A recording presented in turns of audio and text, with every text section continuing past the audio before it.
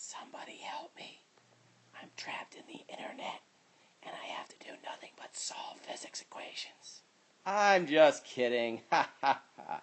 Okay, so I am going to list my givens as I've been doing this whole time. So I'm going to write 1 meter per second squared. I see 1 minute. Yeah, we don't deal with minutes in this class. So what you actually have to do is convert that to 60 seconds. 60 seconds goes over here. All right. Man, I don't have much more given. Well, the word rest is really a number. That number is 0 meters per second. Okay. What else? I ask, how far does it travel? I'm asking about displacement or final position. So I'm going to write xf/d equals question mark. Why both? Because it can be both. Unless I specify a starting position, how far you travel, displacement, is also where you end up. Okay. So I want to look at my givens. Meters per second squared, that is acceleration. Seconds, that is time. If you're not sure how I'm doing this, you are listing, or you should have on a yellow sheet or somewhere your list of your units, and you see meters per second listed. You can use that sheet and you say, oh, I see meters per second. That stands for velocity. All right, is it initial or final? Well, I look at this and I see that it's from rest, so that means it's starting with it. So that's my initial velocity. Okay, I always put my givens in a vertical column, sort of vertical column, so that I can look at them easily. I ask myself the two questions. Is there time in my list of givens? Yes, there is. Okay. Is there a final position or a displacement?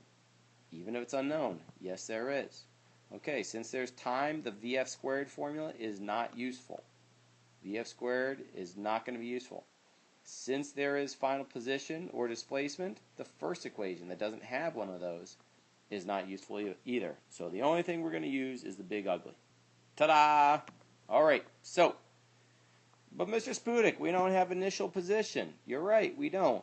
If I don't ask for or give you the initial position, it's because I don't care about it.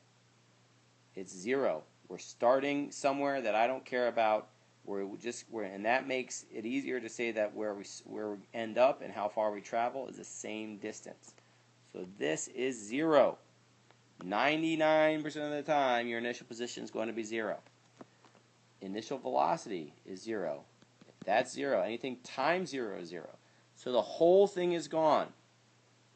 Listen, this is important. A lot of people will say this is 0, and then they'll put the other number in, 60. And then they'll add that to the other numbers there. You can't do that. If you have anything times 0, the whole stinking thing is 0. So don't do that. The only thing left is our 1/2 AT squared. So we say 1/2 acceleration of 1 times our time, which is 60. 60 seconds, because we don't want minutes, squared. We only square the time. So we plug and chug, and we get the 1 basically is taken care of, but we'll have 3,600 times 1/2, or an answer of 1,800. Yay!